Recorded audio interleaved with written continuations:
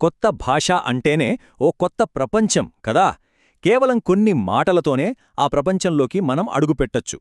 రండి, ఈరోజు మనం కలిసి తెలుగులో మన మొదటి సంభాషణ ఎలా మొదలుపెట్టాలో నేర్చుకుందాం. ఒక్కసారి ఆలోచించండి.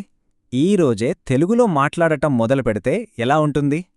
ఈ ప్రయాణంలో ఓ రోజులో మనకు ఎదురయ్యే మామూలు సంభాషణలేంటో చూస్తూ వాటికి కావలసిన ముఖ్యమైన వాక్యాలను నేర్చుకుందాం. ఏ సంభాషణైనా మొదలయ్యేది ఒక పలకరింపుతోనే కదా. సో మన ప్రయాణం కూడా అక్కడ్నుంచే స్టార్ట్ చేద్దాం. సరే, మొదటిసారి ఒకరిని కలిసినప్పుడు ఎలా పలకరించాలి? ఇదిగోండి, చాలా సులభమైన గౌరవప్రదమైన పలకరింపు. నమస్కారం. ఎవరితోనైనా ఎప్పుడైనా దీన్ని వాడొచ్చు. ఇప్పుడు నాతో పాటు అనండి, నమస్కారం. అంతే, చాలా సింపుల్. సరే, పలకరించాం. ఆ తర్వాత సహజంగానే వాళ్ళెలా ఉన్నారని అడుగుతాం కదా. అందుకే ఈ ప్రశ్న, మీరు ఎలా ఉన్నారు?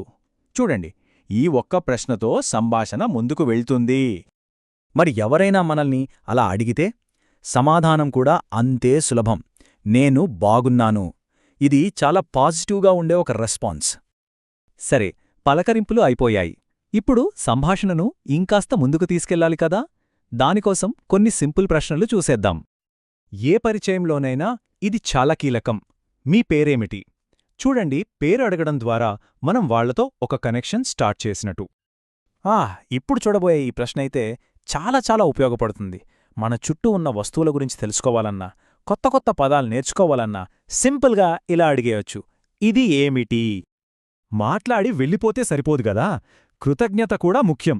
ఎవరైనా మనకు హెల్ప్ చేసినా, ఏదైనా ఇన్ఫర్మేషన్ ఇచ్చినా ధన్యవాదాలు అని చెప్పడం ఒక మంచి పద్ధతి. సరే, ఇప్పటిదాకా బేసిక్స్ చూశాం. ఇప్పుడు మన కథను ఇంకొంచెం ముందుకు తీసుకెళ్దామా? మనం ఒక ఊళ్ళోనో మార్కెట్లోనో ఉన్నామననుకుందాం. మనం షాపింగ్కి వెళ్ళామనుకోండి. అక్కడ మనకు ఏదో బాగా నచ్చింది. మరి దాని ధర ఎలా అడగాలి? ఈ చిన్న సీన్తో ఆ వాక్యాలు ఈజీగా గుర్తుండిపోతాయి.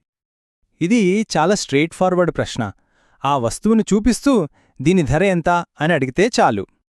ధర తెలిసింది. ఆ తర్వాత ఏం జరుగుతుంది? రెండు విషయాలు జరగొచ్చు. ఒకటి, మన రియాక్షన్ చాలా ఎక్కువ. రెండు, బేరమాడటం, అంటే తగ్గించండి అని అడగటం అన్నమాట. ఓకే, షాపింగ్ అయిపోయింది. ఇప్పుడు ప్రయాణం గురించి చూద్దాం. దారి తెలియనప్పుడు ఎలా అడగాలి? ఇదిగోండి ఒక బేసిక్ ఫ్రేజ్. ఇక్కడ బస్టాండ్ బదులు మీకు కావలసిన ఏ ప్లేస్ పేరైనా పెట్టి అడగొచ్చు. ఇప్పుడు మన కథనాన్ని ఇంకో సందర్భంలోకి మారుద్దాం. అదేంటంటే, అందరం కలిసి భోజనం చేస్తున్నప్పుడు. ఈ ప్రశ్న భోజనం చేశారా అంటే కేవలం తిన్నారా అని కాదు. తెలుగు కల్చర్లో ఇదొక రకమైన కేరింగ్, ఒక ఆప్యాయతతో కూడిన పలకరింపు. భోజనం చేసేటప్పుడు ఇది చాలా అవసరం. చాలా సింపుల్ కూడా. మంచినీళ్లు కావాలి. ఇక్కడ మంచినీళ్లు బదులు మీకు ఏది కావాలంటే అది పెట్టి చివర్లో కావాలి అని చేరిస్తే సరిపోతుంది. ఇప్పుడు చాలా చాలా ముఖ్యమైన విషయం, మనం ఖచ్చితంగా ఎదుర్కొనే పరిస్థితి. అదేంటంటే, అవతలి వాళ్లు చెప్పింది మనకు అర్థం కాకపోతే ఏం చెయ్యాలి? అలాంటప్పుడు మొహమాట పడాల్సిన అవసరమే లేదు. చాలా నిజాయితీగా నాకు అర్థం కాలేదు అని చెప్పొచ్చు. ఇది చెప్పడం వల్ల అవతలి వాళ్లకు క్లారిటీ వస్తుంది అంతే. సరే, అర్థం కాలేదు అని చెప్పాం. మరి నెక్స్ట్ స్టెప్ ఏంటి? చాలా పొలైట్గా మళ్ళీ చెప్పండి అని అడగాలి. అంతే, సింపుల్. అలా మన ఒక రోజు ప్రయాణం దాదాపుగా చివరికొచ్చేసింది. మరి సంభాషణ ముగించి వెళ్లేటప్పుడు వీడ్కోలు ఎలా చెప్పాలి?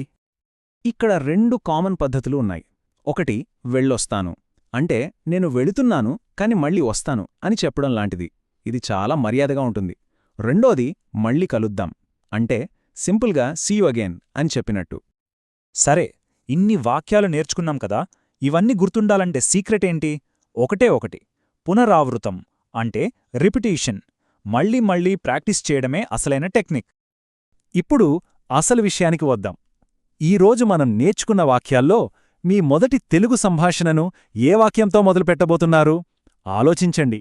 ఎందుకంటే మీ ప్రయాణం ఇప్పుడే మొదలైంది.